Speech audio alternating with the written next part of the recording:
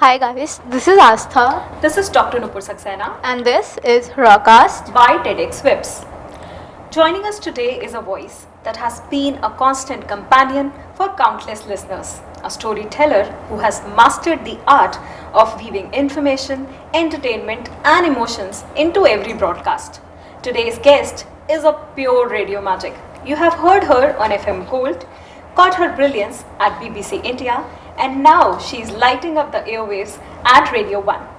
Whether chatting with Bollywood stars or scripting feature film, she brings stories to life with her signature warmth and wit.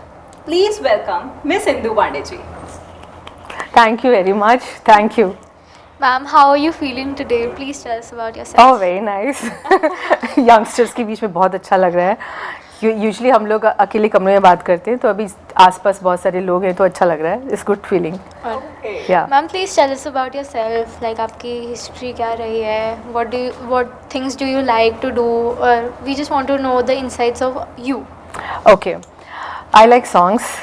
That's why मैं radio में हूँ और मुझे song मतलब अपना काम करके आज तक बोरियत नहीं हुई. बिलीव मी, कभी बोरियत नहीं हुई है.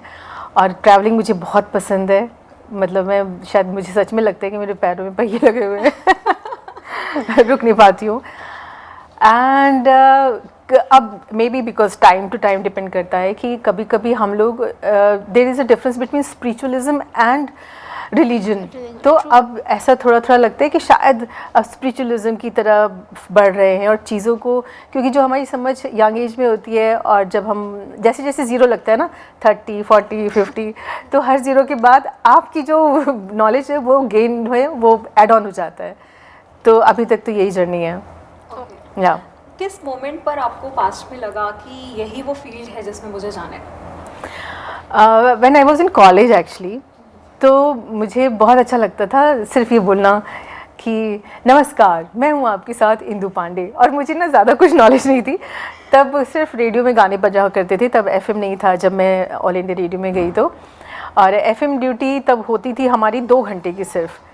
वो थोड़ी डिफरेंट होती थी. तो मैं एज अ अनाउंसर वहाँ पे गई. तब मैं कॉलेज में पढ़ती थी और जब मेरा कॉलेज पूरा हुआ तब मैं अनाउंसर बनी. उससे पहले युवाणी एक चैनल है जो यंग बच्चों के लिए होता है. यूजुअली कोई भी यंगस्टर्स जाके वहाँ पे प्रोग्राम कर सकता है. I am sure you know. तो वहाँ वो करने के बाद फिर मैंने अनाउंसर का भर दिया. जैसे ही ग्रेजुएशन हुई फिर सबने कहा कि अरे कुछ एफएम खुलने वाला है, एफएम खुलने वाला है. तो फिर एफएम का भर दिया. फिर दोबारा उसके ऑडिशन हुए. फिर वो दिन है और आज का दिन है एफएम में ही घूम रही हूँ मैं.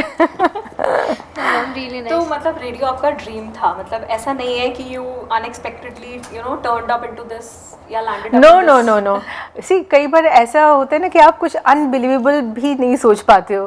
तो रेडियो पे मुझे ज़्यादा कुछ नॉलेज नहीं थी. बस सॉन्ग्स आते थे और लोग अपना नाम बोलते थे. मुझे इतना ही अच्छा लगता था. और उसके बाद फिर मैं मतलब आप कह सकते हो कि बातें बनाना मुझे अच्छा लगता है. Ma'am, so where did you pursue your college from? और आप क्या कर रहे थे कॉलेज में? ओके. मैंने ग्रेजुएशन दिल्ली यूनिवर्सिटी से किया है, दयाल सिंह कॉलेज से. और मास कम्युनिकेशन किया जामिया से. और उसके बाद फिर छोटे मोटे मुझे पढ़ने का भी बड़ा शौक़ है. जैसे नेशनल म्यूज़ियम से इंडियन आर्ट एप्रिसिएशन का कोर्स किया हुआ है. और अभी भी मुझे लगता है कि मुझे पढ़ने को मिल जाए ना तो मतलब आई रियली लव एजुकेशन. अभी भी लगता है कि मैं फिर से पढ़ूँ, क्योंकि पढ़ाई एक ऐसी चीज़ है. मैं अभी भी भगवान से मांगती हूँ कि मुझे अकल चाहिए. Yeah, I love education. That's so Yeah. good to know. Actually, सीखने की कोई एज ही नहीं है. No, हम बिल्कुल भी जब नहीं. तक चाहे जितना चाहे उतना सीख सकते हैं और पढ़ सकते हैं. Yeah. That's very true. अच्छा, जैसे कोई ऐसा बैरियर जो आपको फील हुआ बीइंग अ वुमेन और फिर आप आरजे की फील्ड में आई, क्योंकि पहले जिस टाइम पे आपने स्टार्ट किया था तब शायद इतना एक्सपोजर मतलब आई डाउट कि इतना था या नहीं था. सो आपका क्या कहना है उस बारे में? नो, एज अ वुमेन ऐसा कोई बैरियर वहाँ पे तो नहीं था. रेडियो में एटलीस्ट नहीं था. मतलब मैंने कभी फील भी नहीं किया, to be very frank. Usually हम जब कोई कमेंट्री सुनते हैं या कुछ सुनते हैं तो हम देखते हैं कि वो ज़्यादातर स्पेशली स्पोर्ट्स कमेंट्री हो या कुछ हो तो हम देखते हैं कि ज़्यादातर मेल आरजेस करते हैं. तो कभी आपको ऐसा मौका मिला हो या आपको लगता हो कि ये बायस्ड है थोड़ा? नहीं, बायस नहीं है. सी हमारे जो सोशल स्ट्रक्चर है वो ऐसा बनाया गया है. इसमें it's not about male female. वो सोशल स्ट्रक्चर और कंडीशनिंग ऐसी की गई है कि ना चाह के भी लड़के या मेल उसमें आगे जा रहे हैं. पर अगर सोशल कंडीशनिंग ऐसी नहीं हो तो मतलब बोथ आर इक्वल. अभी बहुत सारी लड़कियां हैं जो स्पोर्ट्स करती हैं. मैं बीबीसी में थी तो मैं स्पोर्ट्स करती थी.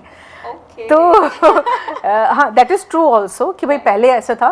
तो पहले क्योंकि आप तो बहुत सालों से सुन रहे हो ना, बचपन से रेडियो सुन रहे हो, तो जो आवाज़ें, क्योंकि बचपन में जो हम सुनते हैं ना वो आवाज़ें हमारे यहाँ पे मतलब रिटेन रहती हैं, तो इसलिए लग रहा है कि मतलब आदमी है कि औरत है। ऐसा कुछ नहीं है। जो पहली इंग्लिश न्यूज़ रीडर थी वो लेडी थी, तो ऐसा कुछ भी नहीं है। मतलब मुझे इतने साल हो गए काम करते हुए, मैंने कभी ऐसे फील नहीं किया।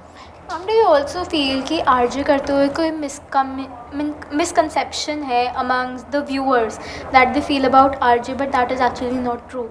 या मैं जब कई बार शादी पार्टी में जाती हूँ तो मैं बोलती हूँ कि मैं एक रेडियो जॉकी हूँ, तो कई बार मुझे लोग बोलते हैं हाँ आपको देखा है हमने। जैसे अभी इन्होंने कहा व्यूअर, ये रेडियो पे लिसनर तो ये मेरे लिए बड़ी मज़ेदार बात होती है, तो मैं भी फिर मुस्कुरा के कहती हूँ हाँ ज़रूर देखा होगा। आपको कैसा लगता है, लाइक रेडियो पे काम करते हैं और उतने आपको, आपके नाम को हर कोई पहचानता है लेकिन आपको नहीं। जैसे अगर हम टीवी की बात करें तो वहाँ पर सब कोई नाम और चेहरा सब पहचानते हैं, लेकिन आपको शायद बीइंग इन आरजे फील्ड आप लोगों को उतनी पहचान नहीं मिलती। तो कभी इस चीज़ को फील किया कि आपको बताना पड़ता है सी मतलब मैं ये काम करती हूँ? ऑफ कोर्स, सी अभी जैसे आप लोगों के लिए ज़माना देखने का ज़्यादा है कि बहुत ज़्यादा वीडियो है, लेकिन जब मैंने शुरू किया था तब इतना वीडियो, इंस्टाग्राम, सोशल मीडिया नहीं था, तो ज़्यादा उससे फ़र्क पड़ा नहीं। अगर मैंने अभी रेडियो ज्वाइन किया होता तो शायद मुझे लगता कि यार मुझे लोग जानते नहीं हैं, पर ऐसी वाली फीलिंग है नहीं अभी। Ma'am do you also feel कि कोई इमोशनल कनेक्ट भी बन जाता है आपका लिसनर्स के साथ while doing an RJ? Listeners के साथ इमोशनल कनेक्ट बनता है बिकॉज़ हम लोग वेट करते हैं कि वो बोलेंगे, क्योंकि जब आप अकेले कमरे में बैठ के प्रोग्राम कर रहे होते हो तो वो लिसनर्स अपनी चॉइस या अपनी बात बताता है, वो हमारे प्रोग्राम में ऐड ऑन होता है और वो हमें कई बार रिचार्ज भी करता है कि हाँ हम और अच्छा करें या कुछ और बोलें। ये कुछ ऐसे ही है कि छोटे छोटे जो फ्यूल्स नहीं होते हैं वो उसका काम करता है बेसिकली। कोई ऐसा मोमेंट जो आपको याद हो कि किसी लिसनर ने कुछ ऐसा कहा जो आपके दिल को छू गया या आपको बहुत फनी लगा, कुछ भी ऐसा? दिल को छू जाने वाली बातें तो बहुत होती है। जैसे मैं एक बार नाइट शो करती थी, तब सबसे ज़्यादा मेरे पास लोगों की रिक्वेस्ट आती थी। अच्छा। हाँ, नाइट शो में। और जो लोग बोलते हैं कि रात को शो कैसे होगा ये, तो मुझे वो नाइट शोज़ आज भी याद हैं और लोगों को अभी भी मेरा नाम याद है कि नाइट शोज़ होते थे, क्योंकि कई सारे लोग, तब मैंने सोचा उन लोगों के बारे में जो रात को काम करने जाते हैं, रात को जगते हैं, तो उनके लिए रेडियो कितना बड़ा फ्रेंड है। और उनके लिए रेडियो मतलब क्योंकि वो लगा देते हैं और अपना काम करते रहते हैं, तो उनका बीच में मन करता था तो वो लोग बोल देते थे, सुनते थे। कई बार लड़कियां बहुत सारे ऐसे हमारे पास मैसेजेस भेजती हैं कि मतलब जैसे कि ज़्यादातर हमारे पास ऐसे अब आने लग गए हैं कि वो बहुत लोनली हैं, अकेलापन फील हो रहा है और उनको लगता है कि शायद हमारे पास हर चीज़ का सोल्यूशन होगा। ये इस तरह की चीज़ें आती हैं हमारे पास। I feel it is basically a friend. They find a friend in you. या दे फाइंड अ फ्रेंड। उनको लगता है कि ये कोई परी टाइप है जो पता नहीं कहाँ से आई है, बैठी है और इसके पास सारी चीज़ों की, हर चीज़ का इसके पास सोल्यूशन होगा। तो कई बार लगता है कि चलो फिर there is a standards, you know, कि भाई सबके अपने अपने सवाल होते हैं, सबके अपना अपना अलग अलग बैकग्राउंड्स होता है, तो कुछ खास फ़र्क नहीं पड़ता। अच्छा, जैसे हमने देखा कि कितने सारे लिसनर्स कॉल करते हैं और अपने गानों की रिक्वेस्ट करते हैं, तो तब आप उसे कैसे हैंडल करते हो? इनफैक्ट साथ में ये भी जानना चाहेंगे कि आप सॉन्ग सिलेक्शन कैसे करते हो? ओके, पहली बात तो ये कि जो लिसनर्स होते हैं ना वो गानों की फरमाइश करते हैं, उन्हें गानों की फरमाइश से तो फ़र्क नहीं पड़ता जितना उनकी आवाज़ आ जाए, उनका नाम आ जाए। अगर उनकी आवाज़ आ गई, उनका नाम आ गया, उसके बाद सब सेकेंडरी है। उसके बाद हम उनकी चॉइस का गाना ना भी प्ले करें तो भी चलता है, टू बी वेरी फ्रैंक। लेकिन हाँ, हमारे पास कंप्यूटर सिस्टम है, हम लोगों का अपना सॉफ्टवेयर होता है, तो जब तक हम हेडफोन लगा होता है, जब तक वो लोग बोलते हैं कौन सा गाना है, तब तक हम लोग ढूंढ लेते हैं और प्ले कर देते हैं। और कई बार ऐसा भी होता है कि कुछ गाने ऐसे हैं जो बैन है, उनको हम प्ले नहीं कर सकते, तो हम बोल देते नहीं मिला। As an excuse. अच्छा, सॉन्ग सिलेक्शन की बात हमारी रह गई, तो हम आप लोग सॉन्ग सिलेक्शन कैसे करते हैं? सॉन्ग सिलेक्शंस की जब बात आती है तो there is a science behind that actually, और ना वो लोग समझ नहीं पाते हैं। तो बेसिकली जो लिसनर्स होते हैं हम उनके दिमाग से खेलते हैं। तो जितने भी प्राइवेट रेडियो स्टेशंस हैं वहाँ पे एक म्यूज़िक मैनेजर होता है जिसका काम यही होता है कि म्यूज़िक को सेलेक्ट करना। सो डे वाइज की वीकेंड पे कौन से गाने जाएंगे, वीकेंड्स में कौन से जाएंगे, और मंडे को कौन सा जाएगा, ट्यूसडे को कौन सा जाएगा। तो उसके पीछे पूरे की पूरी एक साइंस होती है। तो हम लोग कोशिश करते हैं, जैसे कि अगर रेट्रो गाना कोई है तो नए गानों को अगर मैं 5 मिनट का गाना है उसको मैं अगर काट दूँ 3 मिनट का कर दूँ, लोगों को पता नहीं चलेगा। लेकिन नई जनरेशन बेशक पुराने गाने ना सुनती हो, लेकिन अगर मैं कोई पुराना गाना उनको काट के 3 मिनट का कर दूँ तो वो समझ जाते हैं। तो वो एक एसोसिएशन ना, जो पुराने गानों की जो मतलब जो स्टार्टिंग म्यूज़िक था ना, उससे भी लोग एसोसिएटेड है काफ़ी ज़्यादा। तो ये सारी की सारी चीज़ें हम लोगों को बड़ा ध्यान में रखनी पड़ती है। और मतलब कि कुछ ऐसा कि हाँ, जैसे हर बार हम लोग बातें करते हैं कि भाई संडे को अलग म्यूज़िक चलेगा, मंडे को अलग, क्योंकि मंडे को थोड़ा सा ग्रूमी होता है, आलस आता है कि जाएं कि नहीं जाएं, तो मंडे को हम लोग सोचते हैं कि थोड़ा सा ब्राइट म्यूज़िक प्ले करें। फिर मतलब फ्राइडे आते आते तक फिर हम वो हो जाते हैं कि चलो भाई रिलैक्स हो जाओ। तो ये मतलब definitely there is a science behind songs. Oh wow, ये हमें बिल्कुल नहीं आइडिया था कि कुछ ऐसा भी प्लानिंग के नो, साथ इनफैक्ट यू नो, आपको हैरानी होगी, सॉन्ग्स की बकायदा लेबॉर्ट्री होती है। तो हम लोग 50-60 लोगों को बिठा के एक एक गाना प्ले करते हैं और एक एक गाने को हम बोलते हैं कि 5 में से इसको नंबर दो। तो हम प्ले करते हैं तो कोई 3 देता है, कोई 2 देता है, कोई 4, कोई 5। उस हिसाब से हर जो सॉफ्टवेयर है, हर गाने के ऊपर नंबर्स लिखे होते हैं कि 3 मेलोडियस है, 4 या 2 बहुत सैड है। तो मतलब इतना तगड़ा साइंस है ना उसका, म्यूज़िक का, कि जो इसमें काम करते हैं वही समझ पाते हैं। जब आप लोग कहते हो ना कि वो आरजे गाने बड़े अच्छे सुनाता है, तो वहाँ पे वो साइंस काम आता है एक्चुअली। आपका पर्सनल फेवरेट कौन सा सिलेक्शन रहता है? I like meaningful songs. मुझे सूदिंग गाने, जैसे अभी मैं आ रही थी कैब में तो बड़े अच्छे अच्छे गाने प्ले हो रहे थे पापून के, बहुत अच्छे। ओ खुदा तू मुझको ऐसे बना, ब्ला ब्ला। तो मुझे वर्ड्स अच्छे लगते हैं एक्चुअली। तो रेट्रो सॉन्ग्स भी मुझे बहुत अच्छे लगते हैं। तो इट डिपेंड अपॉन वर्ड्स। तो एक गाना चूज करने में I think it takes a lot of time. या इट्स टेक तो बिकॉज कई बार ऐसा होता है कि फिल्म हिट हो जाती है, गाने बहुत अच्छे होते हैं लेकिन गाने नहीं चलते हैं। तो वो हमें बताना पड़ता है लिसनर्स को कि देखो गाने भी अच्छे हैं। तो वो बार बार, जैसे बहुत सारी ऐसी फिल्म, आई एम श्योर आप लोगों को भी पता होंगी कि फिल्म आती है, फ्लॉप हो जाती है, गाना अच्छा होता है, नहीं चलता। तो जब फिल्म हिट होती है उसके गाने भी हिट हो जाते हैं।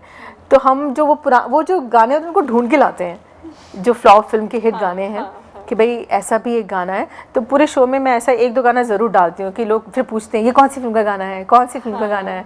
तो ये थोड़ी सी स्टडी करनी पड़ती है उसके लिए। Do you also feel that there is a switch between the listeners as compared to पहले और अब? Like अभी भी लोग रेडियो सुन रहे हैं, do you feel कि एक drastic change है या it is as like पहले था? ओके, अगर मैं एफएम की बात करूँ तो there is a drastic change, because जो मेट्रो सिटीज़ है उसमें काफ़ी कुछ बदल गया है, बहुत सारी, because you people have so many things, you no.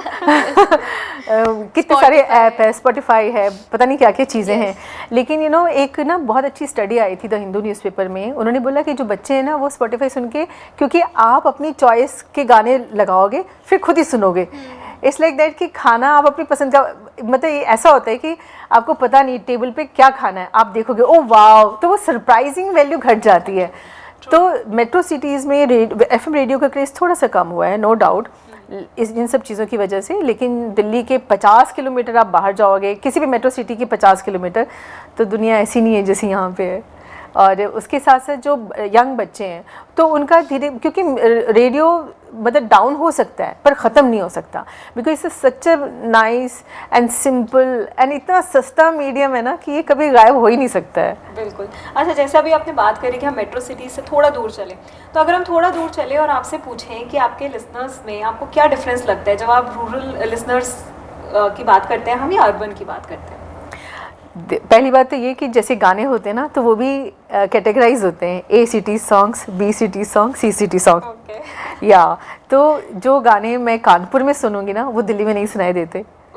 जो गाने फिर मैं बनारस में सुनूंगी शायद वो मुझे और कहीं नहीं सुनाई देंगे। तो एक तो गानों का कैटेगराइजेशन बड़ा तगड़ा होता है। और जो छोटे शहर के लोग होते हैं वो रेडियो के साथ बहुत गहरे से जुड़े हुए हैं, बिकॉज़ बहुत सारी इन्फॉर्मेशन आती है। जैसे मेट्रो सिटीज़ में आप लोग सिर्फ गाने सुनते होगे या इंटरव्यू सुनते होगे, वहाँ पे उनको मौसम की जानकारी मिलती है, like there is a community radio also, और उनको बताया जाता है कि सब्ज़ी मंडी में किस चीज़ का क्या प्राइस चल रहा है।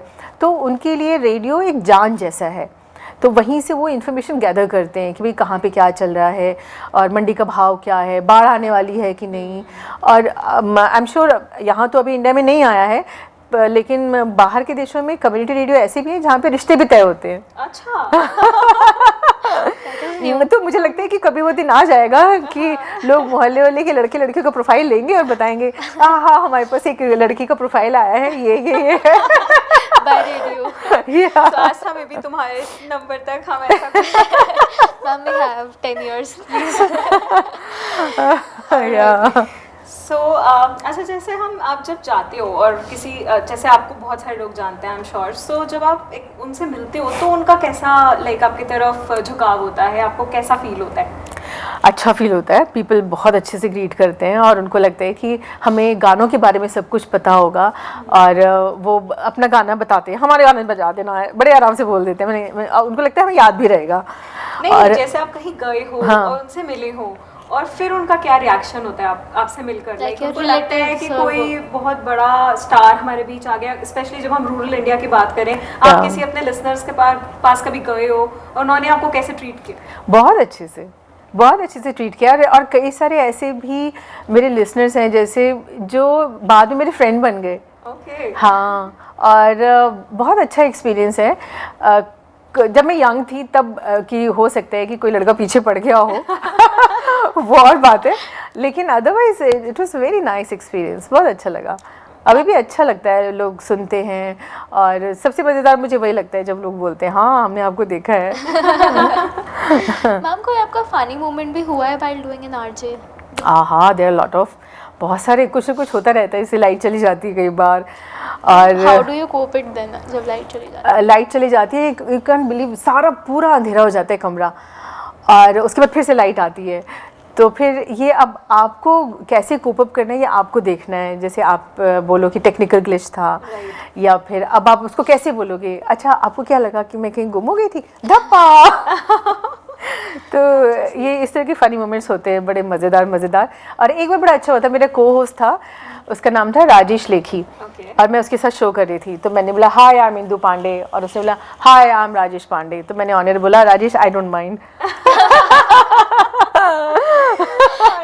तो इस तरह के कुछ चीज़ें हो जाती है, बिकॉज इस अगर लाइव शो कर रहे हैं तो इस लाइव आपके हाथ में कुछ नहीं है, तो सिवाय इसके कि आप उसको कैसे अपने आप से बचाते हो या उसको कैसे एक लाइट मोड में छोड़ देते हो और लोगों को लगता है कि हाँ ये तो एक सिंपल ग्लिच था।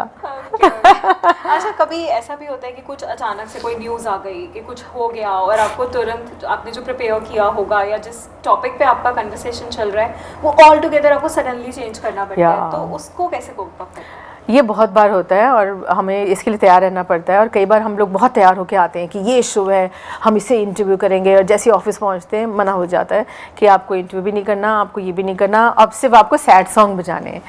तो आई एम वेरी चर्पी, तो मेरे लिए तो बहुत दिक्कत हो जाती है, तो फिर क्या करें, मतलब बॉस इज़ ऑलवेज राइट ना।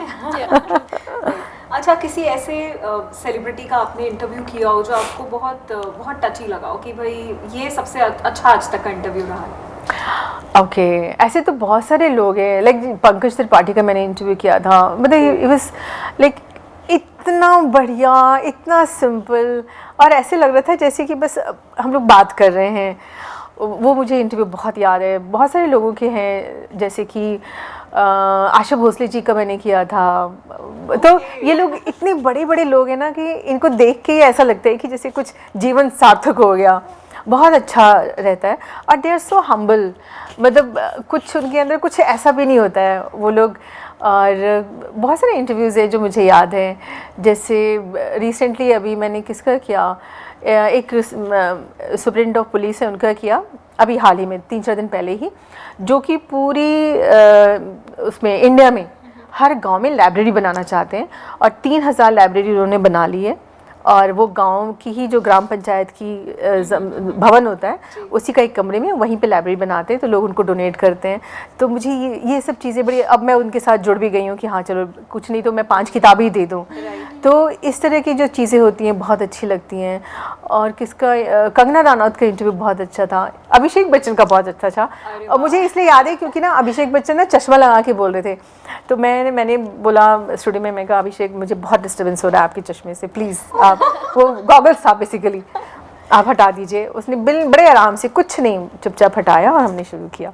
और मुझे मतलब स्टूडियो में ऑब्वियसली अब आप लोगों के सामने अगर मैं गॉगल्स पहन के बैठूंगी तो आपको भी थोड़ा अजीब लगेगा या तो इंटरव्यू इज वेरी नाइस। कभी ऐसा कुछ नहीं हुआ, मेरे साथ तो कभी नहीं हुआ। मतलब आपने इतने अच्छे अच्छे सेलिब्रिटीज़ के साथ, लाइक इतने रिनाउंड सेलिब्रिटीज़ के साथ इंटरव्यू किया, तो कभी आपको ऐसा लगा हो कि भाई मैंने एक मुकाम हासिल कर लिया है? नहीं नहीं नहीं नहीं, बस तो कभी होता नहीं है। ठीक है, तो आपका ड्रीम इंटरव्यू किसके साथ होना चाहिए? नहीं नहीं, ऐसा ड्रीम तो नहीं कहूँगी मैं, लेकिन मकाम तो हासिल बिल्कुल नहीं किया, टू बी वेरी फ्रैंक। ऐसा कुछ नहीं होता है, क्योंकि ये ना हर दिन नया सीखने वाली चीज़ है। आपको नई दुनिया में रोज़ कुछ ना कुछ नया हो रहा है, आप हमेशा नया सीखते हो और तरह तरह की चीज़ें सामने आती हैं। जैसे जेन ज़ी जो यंग बच्चे हैं, उनको भी इंटरव्यू करना आसान नहीं है, to be very frank. They are also very interesting people, तो अच्छा लगता है। तो ऐसा अचीवमेंट ऐसा कुछ भी नहीं है अभी तो, मतलब इस लाइक हर दिन हमारे लिए नया होता है। जब हम जाते हैं और चेयर पे जैसे ही बैठते हैं, आप यकीन मानो सब कुछ हम लोग भूल जाते हैं। वो 3-4 घंटे जो हमारा शो होता है, कुछ भी याद नहीं रहता है। Ma'am I feel everyone has a certain goal in their life, because without गोल तो यू आर पाथलेस। तो what is your one goal कि ये अचीव आप करने का सोचो कि जब मैं ये अचीव कर लूँ तब मेरे को लगेगा कि मैं कुछ कर रही हूँ अपनी लाइफ में। नेक्स्ट टारगेट क्या है आपका? नहीं, ये जो टारगेट है ना गाजर जैसी होती है, आप उसको देख के दौड़ रहे होते हो। टारगेट इज कुछ भी नहीं है, टारगेट गाजर जैसी है, तो ऐसा कुछ भी नहीं है। मतलब पहले लगता था ये हो गया, तो अब ये करते करते इतना रिदमिक हो गया है ना कि मतलब लोग आए, इंटरव्यू लिया, वो चले गए, हमने गाना प्ले किया, हम घर चले गए, दैट्स इट। अच्छा, जैसे आपने बताया था आपको लगता है कि आपके पैरों में पहिए लगे हुए हैं, सो आप कहाँ कहाँ, मतलब ऐसा कहाँ कहाँ घूमे आप? ओके, कहाँ कहाँ घूमे हो? मतलब इंडिया में मैं नॉर्थ ईस्ट ज़्यादा नहीं देखा, पर थोड़ा कम रह गया है। बाकी कश्मीर टू कन्याकुमारी मैंने पूरा देखा हुआ है ऑलमोस्ट, और फिर राजस्थान देखा है, गुजरात देखा है। और अगर विदेशों की बात करें तो मैंने मतलब अफ्रीका से लेकर के यूरोप, ये सारे देश सब दिखे हुए हैं। Ma'am these are all the popular places that you have been to, या फिर एक्चुअल रूट्स में गए हो आप इंडिया के? इंडिया के हाँ, रूरल इंडिया भी विजिट किया है। अभी मैं थोड़े दिन पहले, 1 महीने पहले ही गई थी, तो मैंने बहुत अच्छा एक इंसिडेंट देखा कि जब चावल, जहाँ मैं गई थी वहाँ चावल पैदा होता है। तो चावल की जो चावल पता है ना, नर्सरी होती है चावल की, मतलब पहले एक बार उगाते हैं, फिर उखाड़ते हैं, उसके बाद फिर दोबारा एक एक पौधा कीचड़ में ऐसे डाला जाता है, उसको रोपाई बोलते हैं। तो जब वो रोपाई पूरी हो जाती है, महीना भर लगता है, तो जो मज़दूर होते हैं फिर उस रोपाई के पूरा होने को सेलिब्रेट करते हैं। और मैं देख के हैरान हो गई कैसे सेलिब्रेट करते हैं। वो थोड़ा सा 1-2 पौधा लेके आते हैं और कीचड़ लेके आते हैं, जो क्योंकि चावल के खेत में हमेशा पानी भरा रहता है, तो वो कीचड़ लेके आते हैं और जो जिसका खेत होता है उसके पैरों में वो कीचड़ लगाया जाता है और उनको आशीर्वाद, मतलब गिफ्ट दिए जाते हैं उस दिन। तो मुझे लगा कि जब हम इतनी ज़्यादा एंजाइटी की बात करते हैं, एआई की बात करते हैं, खुशियों का पैमाना ढूंढते हैं, ऐसे में रूरल के एरिया में कोई काम ख़त्म करने को सेलिब्रेट कर सकता है, दिस इज़ रियली मतलब रिमार्केबल है। बिकॉज हम लोग तो काम होता है तो मतलब थक जाते हैं, पर वो इतने अच्छे से सेलिब्रेट करते हैं। वो आते हैं और गाना गाते हैं, गाना गाने के बाद फिर मतलब मिठाई खाते हैं और सबको वो कीचड़ जो होता है वो पैरों में लगाया जाता है। तो ये मेरे लिए ना बड़ा अजीब सा था कि यार एक रुपाई ख़त्म हुई है, बिकॉज आपकी प्लेट में खाना आ जाता है and you have no idea कि वो जो एक अन्न है उसने क्या जर्नी की होगी, कहाँ से आया होगा। मुझे भी पहले नहीं पता था ये सब चीज़ें, लेकिन जितनी मैंने ट्रैवलिंग की, जितना अंदर अंदर जाती गई ना, तो ये सारी चीज़ें मुझे फिर समझ में आती गई कि अरे यार कमाल है ये तो। So do you bring such rural stories when you come back to the listeners? Yes, मैं बिल्कुल सेलिब्रेट करती हूँ। जैसे मैंने 3-4 बच्चों को मैंने फ़ोटो खींच रही थी, तो एक बच्चे ने ऐसे हाथ खड़ा किया था, तो मैंने बोला भाई तुमने हाथ क्यों खड़ा किया है? कहते फ़ोटो आएगी तो मैं अपने आप को कैसे पहचानूंगा। तो मैं करती हूँ और मतलब मुझे अच्छा लगता है और एक वो ब्रिज जैसा काम करता है। It's really nice. यही पूछने वाली थी, मेरे दिमाग में यही चल रहा था कि एज पर you how do you think कि रेडियो एक ब्रिज की तरह काम करता है रूरल और अर्बन इंडिया के बीच? ब्रिज की तरह काम करता है जब आप वो शो सुने। कितने लोग हैं जो कृषि दर्शन सुनते होंगे, कृषि प्रोग्राम सुनते होंगे, आप लोग तो नहीं सुनते होंगे।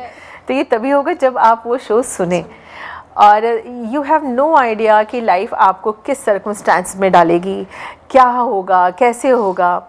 और बिकॉज फुल ऑफ सरप्राइजेस है ज़िंदगी, आपको पता ही नहीं है ना कि भी आगे आने वाला क्या है। मैं भी जो इतना कुछ बोल रही हूँ ये मैंने कोई प्लान नहीं किया था, आगे आती गई चीज़ें, लर्न करते गए, और उसके बाद फिर now I have words for those things.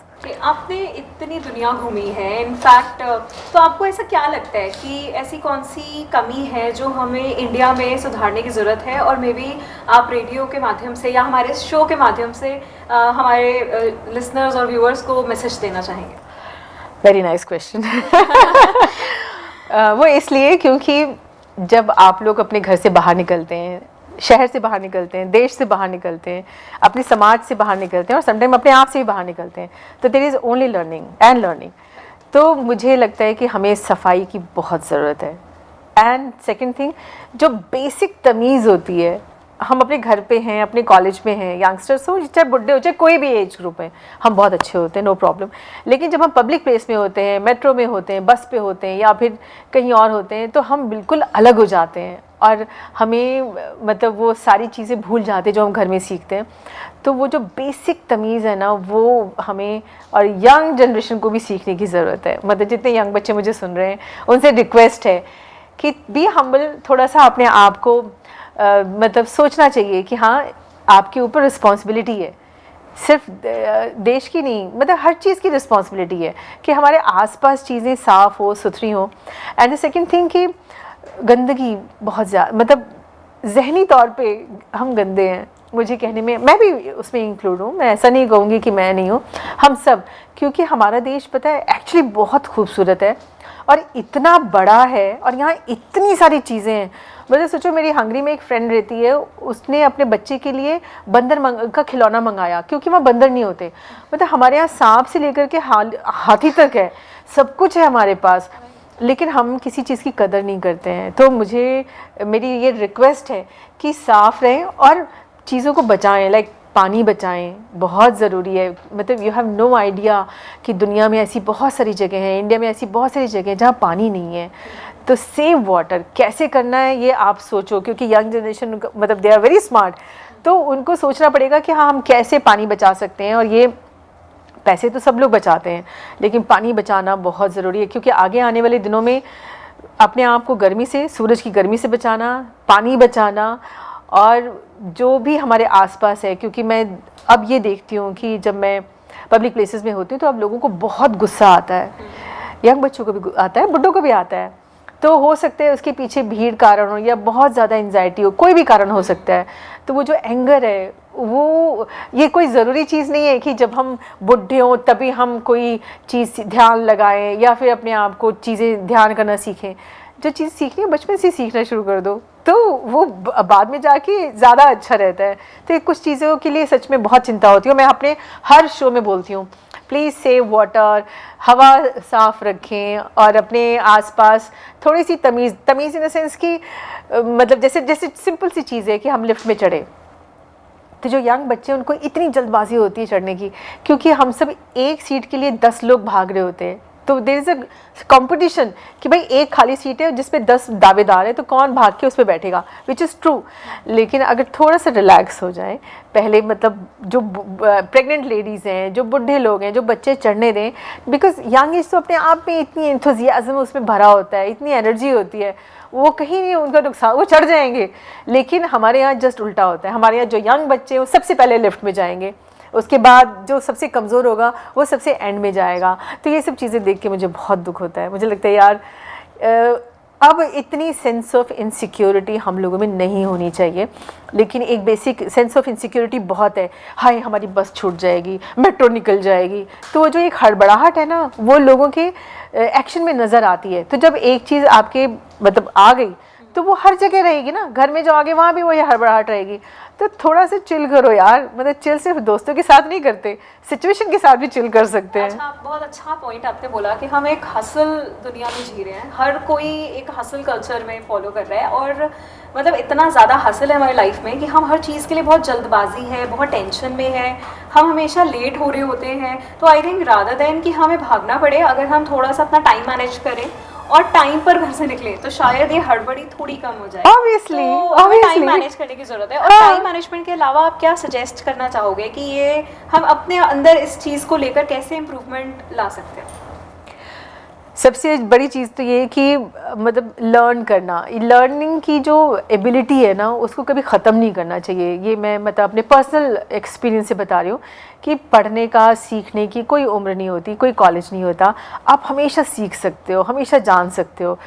तो उसको सीखना, और हर चीज़ के पीछे एक लॉजिक होता है, कोई चीज़ ऐसी नहीं बनी होती, तो वो सीखना कभी नहीं छोड़ना चाहिए, दैट इज़ मस्ट। और अपने आप में ना जो सुधार है, हम कभी भी कंप्लीट नहीं होते हैं। वो जो हमारी लर्निंग पीरियड है वो ज़िंदगी भर चलता है, और हम हमेशा इनकम्प्लीट होते हैं, हम कंप्लीट हो नहीं सकते। अगर कोई बोलते है मैं तो कंप्लीट हो गया, तो मतलब मुझे लगेगा कि ऐसे कैसे हो सकता है। तो वो जो हमारे अंदर जो कुछ बचा होता है ना, वो हमेशा रहता है कि नहीं, देरी लाइक जैसे हम जब भी अपने घर में की कोई चीज़ सफाई करते हैं ना, अलमीरा सफाई करते हैं, हर बार कूड़ा निकलता है ना। कभी ऐसा नहीं हुआ ना कि कल तो सफाई की थी, आज करेंगे तो आज कूड़ा नहीं निकलेगा, लेकिन हर बार कुछ ऐसा निकलता है। वैसे हमारा दिमाग होता है कि उसको क्लटर फ्री करते रहना चाहिए। मैम ऑल्सो आपने इतना ट्रैवल किया है, तो डू यू ऑल्सो फील कि depending on the region also cleanliness maintain होता है लिटरेसी के according? Like I have seen, जैसे I am taking example of women safety, तो Delhi is not safe for women but Mumbai है। सो डू यू थिंक कि cleanliness और इस चीज़ का अवेयरनेस, ये सब कल्चर टू कल्चर भी डिपेंड करता है अपॉन द एरिया? कल्चर तो देखो हम सबका एक ही है, हाँ, ठीक है, कल्चर में तो कोई डिफरेंस है नहीं।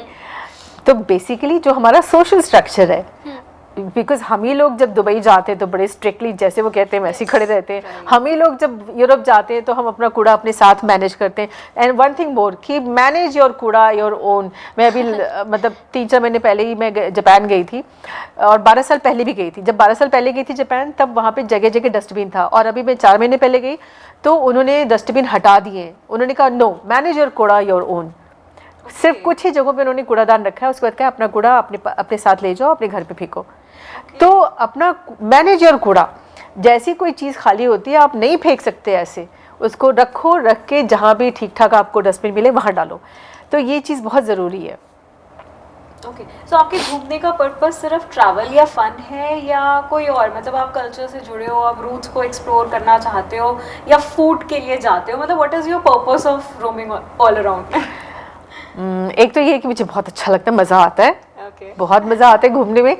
और ना ये लगता है कि जैसे जब मैंने शुरू में गई, जब निकली, तो कितने सारे ऐसे बिलीव्स होते हैं जो हम बना के रखते हैं, जो हमारे पेरेंट्स बनाते हैं, जो हमारी सोसाइटी बनाती है, और हम सोचते हैं यही दुनिया है, ये अगर नहीं हुआ तो कुछ गड़बड़ हो जाएगा। तो जब आप निकलते हो ना तो आपके वो बिलीव्स टूटते हैं, और आप नए बिलीव्स बनाते हो, और लगता है कि नहीं यार, हो सकता है कि जो हमारे लिए अच्छा है वो किसी के लिए बुरा हो, और जो किसी का बुरा है वो हमारे लिए अच्छा है, ये भी हो सकता है। So there is no certain rules कि ये तो होता ही है, ये तो अच्छा ही है, करना, ये नहीं खाना या सैटरडे नहीं जाना, कुछ भी नहीं है। सिर्फ भगवान ने हमें पैदा कर दिया है, और एक दिन भगवान हमें ले जाएंगे। इन बिटवीन जो है वो आपकी ज़िंदगी है, अब इसको आप चाहे जैसे अपनी मर्ज़ी से मतलब जैसे चाहे आप गुजारिए, ये आपके ऊपर डिपेंड करता है। मेरा तो ये फ़लसफ़ा है कि भाई आपके पास ये लाइफ है, आप इसको स्ट्रगल कह लीजिए, या फिर आप इसको एंजॉय कीजिए, इसको घूमिए, इसको रो के गुजारिए, ये डिपेंड करता है आपके ऊपर कैसे आप गुजारना चाहते हैं। कोई ऐसा स्ट्रगल जो आपको याद हो, मतलब आपको लगता हो कि ये मेरे लिए सबसे बड़ा स्ट्रगल है? मैम बिकॉज आपने बोला कि आप बचपन से आरजे कर रहे हो, तो डू यू फील कि कोई स्ट्रगल है जो आपने एक्सपीरियंस किया हो तब या फिर अब? सी स्ट्रगल तो नहीं है, लेकिन हाँ ये मैं ज़रूर बोलूँगी कि बीइंग अ वुमन, जैसे अभी हम मॉड हो गए हैं मॉडर्न कपड़े पहनने में, है ना, मॉडर्न चीज़ें, मतलब ऊपर से तो मॉडर्न हो गए, लेकिन अंदर से हम हार्ट को ना अभी भी पुराने तरीके से सोचते हैं। तो वो उसमें शायद थोड़े से बदलाव की ज़रूरत है। तो वो चीज़ें कभी कभी देखने को मिलती है कि हम वैसे तो बड़े मॉड की बातें करते हैं, लेकिन हाँ औरतों के लिए सोसाइटी अभी भी बहुत ज़्यादा संकीर्ण है, मतलब बहुत ज़्यादा क्लोज्ड है। तो मतलब ओपन का मतलब ये नहीं है कि भाई कि लोग सड़क पे ऐसे फिरने, ऐसा कुछ नहीं है, लेकिन हाँ थोड़ा सा हमें अपना नज़रिया, स्पेशली आदमियों को, क्योंकि अभी तक जो लड़के थे वो अपने कंफर्ट जोन में थे, प्रॉब्लम ये हो रही है अब लड़कियां बदल रही हैं, तो उसमें थोड़ी सी बीइंग अ वुमेन थोड़ी सी एक स्ट्रगल रही है, तो वो तो मुझे लगता है हर एक की होती होगी, क्योंकि इंडिया में हम अभी भी जैसे ऐसी कई जगह चलते हैं तो लगता है कई बार कि दुपट्टा नहीं ओढ़ा तो कुछ अजीब सा लग रहा है, तो ये सब चीज़ें मुझे लगता है नहीं होनी चाहिए। जब आप रूरल इंडिया विजिट करते हैं तब तो स्पेशली ये सब चीज़ें आपको फील होती होंगी, क्योंकि अगर आप वहाँ पे तो कट स्लीव्स पहन के जाओ या मतलब कुछ भी वेस्टर्न पहनो तो शायद सब लोग ऐसे देखने लगते होंगे कि ये कहाँ से आ गए हैं या कौन आ गए हैं, तो तब आप थोड़ा बहुत ध्यान रखते हैं इस चीज़ का कि हाँ, एक वो कहावत है ना, जैसा देश वैसा भेष। तो अगर आप रूरल इंडिया या रूरल किसी भी पार्ट में अगर उनकी तरह बन के जाओगे तो उनके साथ कनेक्शन ज़्यादा अच्छा होगा। जैसे मेरा जो सब्जेक्ट था मास कम्युनिकेशन में डेवलपमेंट कम्युनिकेशन था, तो उसमें हम लोग को पढ़ाया ही गया था कि अगर कोई भी मीडियम आपके पास नहीं है, like there is no radio, no TV, no newspaper, और आपको कोई इन्फॉर्मेशन पहुंचानी है तो आप कैसे पहुंचाएंगे। हमारी स्पेशलाइजेशन ही हमारा ये था।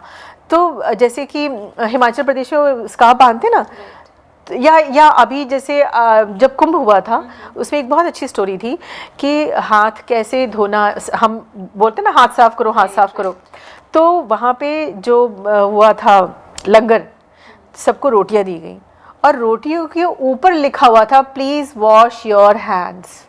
Okay, can you believe it? Yes. तो उन रोटियों के ऊपर, तो दिस इज कॉल्ड कि आपके पास कोई मीडियम नहीं है कम्युनिकेशन का, तो भी आप अपनी बात उन तक कैसे पहुंचाओगे। तो ये भी तो मैं अभी की बात बता रही हूँ कि कुंभ में ऐसे हुआ था कि वो जो रोटियां दी गई थी हर रोटी के ऊपर लिखा हुआ था कि अपने हाथ धो लीजिए। तो ये बहुत बड़ी बात है। एज वेल दिस ईयर, और बहुत ज़्यादा क्राउड थी, तो वहाँ पे फिर if they do not manage to do it, अगर एक बंदा भी बीमार हुआ तो इट इज़ टू क्राउडेड कि फिर वो बहुत ईजिली स्प्रेड हो जाता अमंग ऑल। तो I feel this was the initiative taken by the government की टू अवॉइड ऑल ऑफ। पर कितना अच्छा था, सोचो कि आपके सामने रोटी आएगी और आप ना शायद बिना हाथ धोए खा भी नहीं पाओगे। और एक स्टैम्प बनाई हुई थी, हर रोटी पे वो स्टैम्प लगी हुई थी।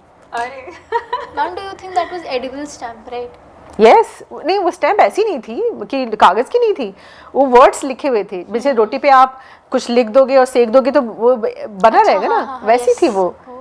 या तो इसीलिए था कि हमें अभी भी हाथ धोना है, अभी भी सफाई रखनी है, अभी भी अपना कूड़ा मैनेज करना है, अभी भी हमें पानी बचाना है, अपनी हवा का ध्यान रखना है, और हमें अपने साथ साथ दूसरों का भी ध्यान रखना है। बिकॉज एवरीबडी नोज दैट कि मुझे क्या चाहिए, आपको भी पता है मुझे क्या चाहिए, मुझे क्या चाहिए, लेकिन हमें क्या देना है ये भी हमें पता होना चाहिए। हमें क्या चाहिए सबको मालूम है, पर हमें क्या देना है to society, to our friends, our parents, हमारे जो भी हमारा पार्टनर है, हमें क्या देना है, ये बहुत ज़रूरी चीज़ है समझना इस बात को। So I think this was your message to our viewers, which is very good. अच्छा ठीक है, अगर हम आपको एक प्लेटफॉर्म मिले कि टेड का आपके पास, आपको अपनी टेड टॉक देनी है फॉर 1 मिनट, सो वो किस टॉपिक पर होगी और आप क्या बोलना चाहेंगे, आप हमारे व्यूअर्स को बताइए। मैं अभी तो इसी मोड में हूँ कि भाई प्लीज़ थोड़ी सी तमीज़ जो जेन ज़ी है वो भी रखे, जल्दबाजी में ना रहे, क्योंकि लाइफ बहुत ही ब्यूटीफुल है, बहुत ही सुंदर है,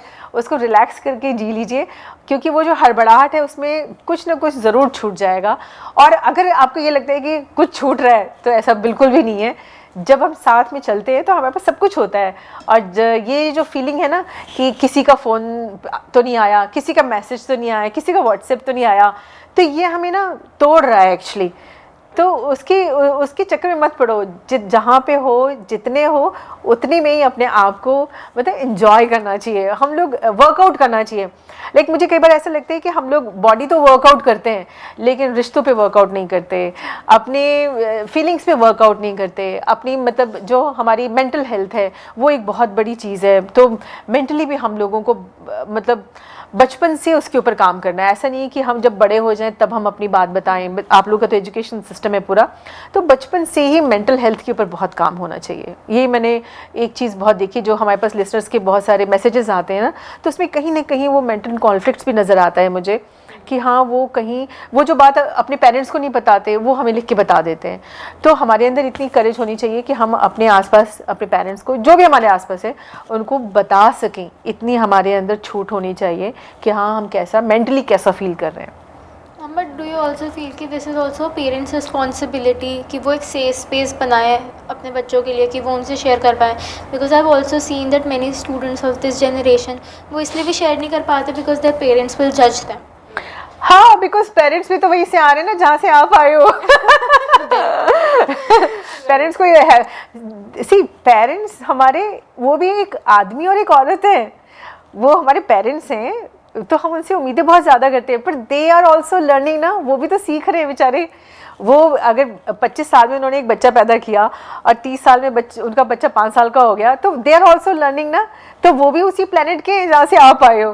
तो आप कैसे सोच सकते हो कि उनको सब कुछ सीखना होना चाहिए और हमें तो नहीं?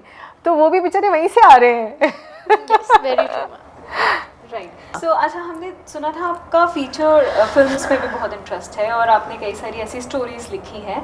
सो ऐसी कोई स्टोरी जो आप शेयर करना चाहें और आपका एक्सपीरियंस, मतलब आप आरजे ज़्यादा मतलब प्रेफर करेंगे या फिर आप जो आप कभी राइटअप लिखते हैं उनको प्रेफर करेंगे? लिखना सबसे मुश्किल काम है, सबसे मुश्किल काम लिखना होता है.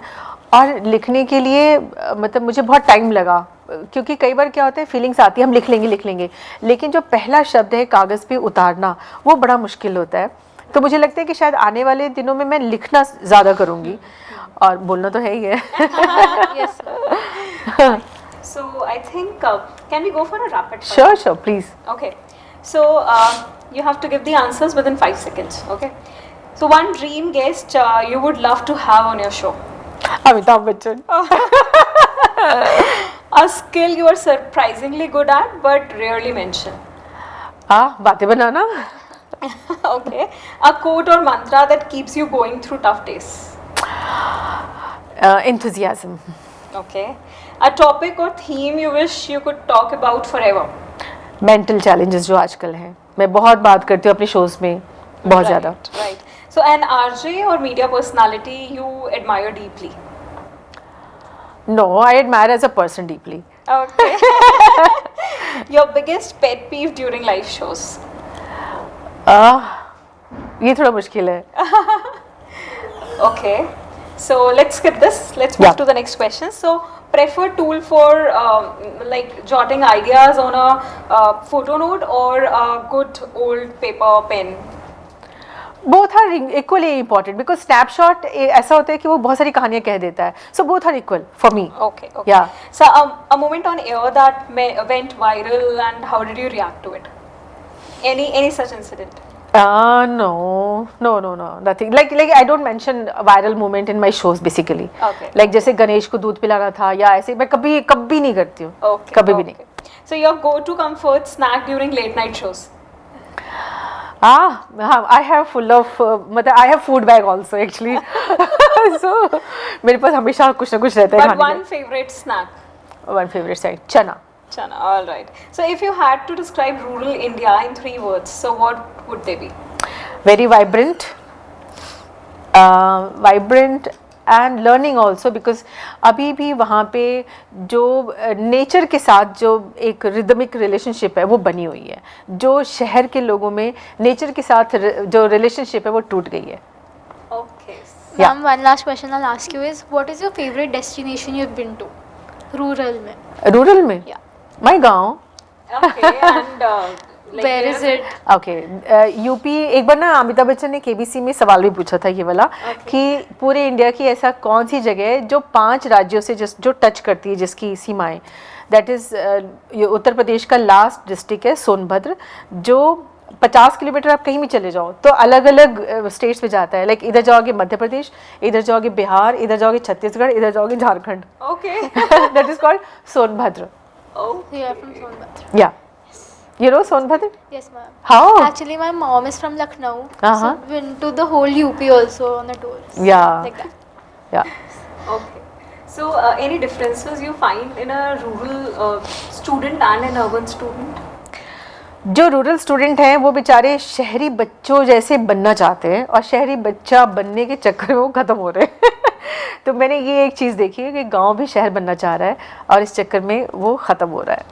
Ma'am, so do you recommend कि ऐसा नहीं होना चाहिए? नहीं होना चाहिए. नहीं मतलब इन अ सेंस कि सी, अगर हम शहरी किसको कहते हैं पहले तो हमें ये समझना होगा कि व्हाट इज़ शहरी। जैसे जापान एक ऐसा देश है जो बहुत ट्रेडिशनल है और बहुत मॉडर्न है, मतलब इतना मॉडर्न है कि मतलब आप सोच नहीं सकते हो, इतना मॉडर्न है।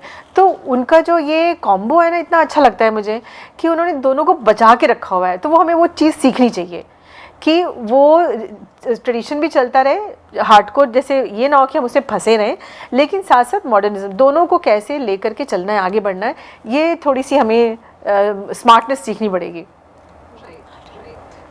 लाइक जैसे जापान में कोई वहाँ पे जो उनकी ट्रेडिशनल ड्रेस है ना, बच्चे जैसे साड़ियाँ कम पहनते हैं, लोग बोलते हैं, तो उन्होंने बोला कि जो लोग हफ्ते में एक दिन कोई ऐसा कर दिए जो किमोनो पहनेंगे तो उनको हर जगह 20% ऑफ मिलेगा। That is a great idea. या दैट इज ग्रेट आइडिया ना। तो जाते हैं, तो लाइक जैसे आपने बोला कि हम कुछ नहीं करेंगे, तो वहाँ पे फ्रेंड्स मिलते हैं ऐसे जो कुछ नहीं करते, बस हमारे साथ तुम रहो। तो हमें सुनने वाला भी कोई मिलना चाहिए, जैसे हम बोलें लेकिन हमारे सुनने वाला, तो वो सिर्फ सुनते हैं। तो ऐसे ऐसे आइडियाज़ आते हैं ना, तो लगता है अरे यार इनके पास कहाँ से इतने सारे आइडियाज़ आते हैं। ये सारी चीज़ें बड़ी फ़नी दिखती हैं। जी जी। पर जैसे जैसे विलेजेस थोड़े कम होते जा रहे हैं और वहाँ पर भी मतलब वो भी शहर की तरफ, शहर जैसा बनना चाहते हैं और शहरीकरण बहुत ज़्यादा हो रहा है, तो इसकी वजह से आपको नहीं लगता कि हमारा कल्चर कहीं खो रहा है? जो हार्डकोर इंडियन कल्चर है, जो वैल्यूज़ हैं, वो शायद हम कहीं खो गई हैं। पहले तो ये समझना पड़ेगा कि हमारा कल्चर क्या है। Right, पहले ये समझना पड़ेगा। और जो गांव है ना, 65% अभी भी हमारे देश में गांव है, क्योंकि हम एक कृषि प्रधान देश है जहाँ पे सबसे ज़्यादा खेती होती है। तो खो तो नहीं रहा, मैं ये तो नहीं कहूँगी, क्योंकि जो शहर में जो लोग हैं वो गांव का मॉडल बनाते हैं और स्कूल के बच्चों को ले जाते हैं 500 रुपये 100 रुपये टिकट लेके कि हम तुम्हें गांव दिखाएंगे। तो जो हमारी जो बेसिक है वो गांव ही है। जब हम शहर में कोई एक सोसाइटी लेते हैं, उस सोसाइटी के अंदर हम कहते हैं बड़ी अच्छी सोसाइटी है, उसमें स्विमिंग पूल है, उसके अंदर एक मंदिर है, उसके अंदर ये है, उसके अंदर ये है। तो ये जो मॉडल है ये गांव का ही मॉडल है, ये कहीं शहर से नहीं आया है, ये गांव से ही आया है मॉडल। तो बेसिक तो हमारा वही चल रहा है। तो शहर में छोटे छोटे गांव बना रहे हैं। हाँ, एक्चुअली में दैट इज ट्रू। शहरों में छोटे छोटे गांव, और दिल्ली के आसपास बहुत सारे ऐसे छोटे छोटे गांव हैं जो पैसे लेके लोगों को गांव दिखाते हैं कि देखो ये जात है जो ऐसे चक्री है, ये धान कूटने का है, ये मक्की की रोटी और सरसों का साग है। तो वो कहीं नहीं जाएगा। अच्छा, जैसे आपने बताया आप तो खुद रूरल इंडिया से बिलोंग करते हैं, तो कोई ऐसी याद जो आपको रही हो और आपको लगता हो कि नहीं वहाँ ज़्यादा अच्छा था लाइफ या यहाँ ज़्यादा अच्छी है? जैसे वहाँ मिट्टी के घर थे, वहाँ खाने का तरीका अलग था, वहाँ के बर्तन अलग थे, कुकिंग मेथड्स अलग थे, रहने की जगह अलग तरीके की थी। सो आपको कैसा फील होता है? जी, मैं गांव में कभी रही नहीं हूँ वैसे, born and brought up in Delhi only, लेकिन हाँ हम लोग जब छुट्टी में जाते थे तब हम लोग देखते थे। तो मतलब कुछ चीज़ें तो बदलनी चाहिए, लाइक जैसे लाइट होनी चाहिए, पहले लाइट नहीं थी। मिट्टी के घर जैसे पहले थे अब नहीं है, लेकिन अब मिट्टी के घर उन लोगों के पास है जो बहुत अमीर हैं। ओके। तो life is a full circle. Right. तो अब जो मिट्टी के घर बनाने एक्सपेंसिव है। हाँ, अब ये हो गया है कि लोगों ने ये घर, अब जो ये सीमेंटेड घर जो बन रहे हैं ये इतनी ज़्यादा मतलब सीमेंट सब हो गया कि गर्मी जो बढ़ा रही है, क्योंकि आप लोग खुद फील कर रहे होगे कि हर साल गर्मी बढ़ रही है और आगे भी बढ़ेगी ही। तो वो जो मिट्टी के घर होते थे उसमें ये प्रॉब्लम नहीं होती थी, नेचुरल कूलिंग सिस्टम था। तो लाइक जैसे मुझे नहीं पता आप लोग दिल्ली को कितना जानते हो, लेकिन जब अंग्रेज़ दिल्ली में आए तो मंदिर मार्ग पे जो चर्च है उनको बहुत गर्मी लगती थी प्रेयर करने में। तो वो जो चर्च है वो 2 दीवारों के बीच में मिट्टी डाली है उन्होंने, और इस तरह से बनाया गया है कूलिंग के लिए। तो वो कहीं नहीं जाएगा ये सब कुछ। बेसिक चीज़ है कि हाँ हम बैठें और समझें कि हाँ हम कहाँ हैं और हमको क्या करना चाहिए। नीड क्या थी वो सब चीज़ों की जो हमने चेंज कर दी है। मैम, एज यू टोल्ड कि आप बहुत ज़्यादा ट्रैवल करते हो अब्रॉड एज वेल, तो व्हेन यू गो अब्रॉड तो what questions do people ask you? Very funny questions. Like कई बार, क्योंकि मीडिया जो है, मीडिया में जो भी कुछ दिखाया जाता है वो सच हो ये ज़रूरी नहीं है, इतना तो पता होगा आप लोगों को। Everything is planned. जो व्यूअर्स होते हैं, जो लिसनर्स होते हैं, जो ऑडियंस होती है, हाँ उनके सब प्लान किया जाता है। तो ऐसे फॉरेन में भी होता है। तो मेरे एक फ्रेंड है वो साइंटिस्ट है, तो बड़े उससे पूछता है, ओहो अच्छा आप लोग कितना पिटती हैं अपने यहाँ पे? तो मैं बोला एक्सक्यूज़ मी, ये क्या सवाल है? लेकिन ये सवाल था उन लोगों का। फिर जैसे कुछ बड़े सवाल मज़ेदार, जैसे कि क्या आपके यहाँ पे फ्रिज है? ओह हाँ, ये इस तरह के सवाल। फिर एक चीज़ और बड़ी फनी लगती है कि वो हमसे, जैसे जब तक हम हाथ नहीं बढ़ाएंगे वो हमसे हैंडशेक नहीं करते। हाँ, ये भी बहुत अच्छे लगता है कि भाई वो वेट करते हैं कि ये, बिकॉज इनके देश में हैंडशेक नहीं होता है, तो जब तक ये हाथ नहीं बढ़ाएगी कंफर्टेबल है या नहीं। यस, ये सब ये मज़ेदार बात है।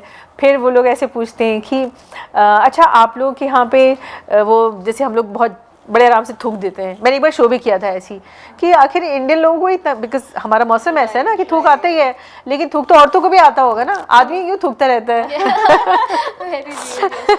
तो मैंने डॉक्टर को लेके पूरा शो कर दिया था कि भाई कुछ तो कंट्रोल कर सकते हैं ना ऊपर। तो ये गंदगी को लेके सवाल पूछते हैं, but some are very very funny, बड़ा मज़ेदार होता है। पहले मुझे बुरा लगता था, लेकिन अब मैं कहती हूँ नहीं पूछो पूछो पूछो और सवाल पूछो, तुम लोग क्या पूछ सकते हो, बिकॉज उसे लगता है कि हाँ कुछ दरवाजे खुल रहे हैं। यस। अच्छा, जैसे हमने शो की शुरुआत में आपने हमें बताया था कि आपको गानों से बहुत लगाव है, तो हम शो की क्लोजिंग भी आपके एक फेवरेट सॉन्ग से करना चाहेंगे, जिसे हम चाहेंगे कि आप 2-3 लाइन खुद गुनगुनाएं। Yes. Okay, there is one song मुझे बहुत अच्छा लगता है, एक दिन मिट जाएगा माटी के बोल, जग में रह जाएंगे प्यारे तेरे बोल। मुझे बहुत अच्छा लगता है ये गाना। हम तो 2 लाइन हो जाए प्लीज। उसकी एक लाइन है बहुत अच्छी लगती है कि पर्दे के पीछे बैठी सांवल गोरी, थाम के तेरे मेरे मन की डोरी, ये डोरी ना टूटे ये बंधन ना छूटे, रात होने वाली है रहना है अब थोड़ी, तरम पम। I love this song. Thank you. So with this happy note, I think आस्था अब हमें टाइम आ गया है कि हम आपसे विदाई लें और Yes. नेक्स्ट एपिसोड तक, right? Yes, ma'am. And your talk was really inspiring, and we're Thank so you very much. honored to have you on board. Oh, thank you very much for me also. Yes, कि ma'am. I hope कि आप बच्चों को कुछ help मिले मेरी मतलब इतनी सारी बातों से, Definitely, ma'am. क्योंकि वैसे तो हम लोग बोलते ही रहते हैं नो डाउट लेकिन मैं चाहती हूँ कि हाँ कुछ मतलब क्रॉस क्वेश्चन भी हुआ है, मतलब कोई प्रॉब्लम नहीं No, है। मैम, I genuinely feel ये सब हमारे लिए बहुत हेल्पफुल है, स्पेशली मेरी जनरेशन के लिए, डेफिनेटली मैम की जनरेशन के लिए भी। But Thank thank you you for very being much. Here, and so this it. या Thank you very much for being here for me also. Thank you. So this is it, guys. This is Astha, this is doctor Nupur Saxena and this is Rawcast, by TEDx Whips. and we'll see you soon.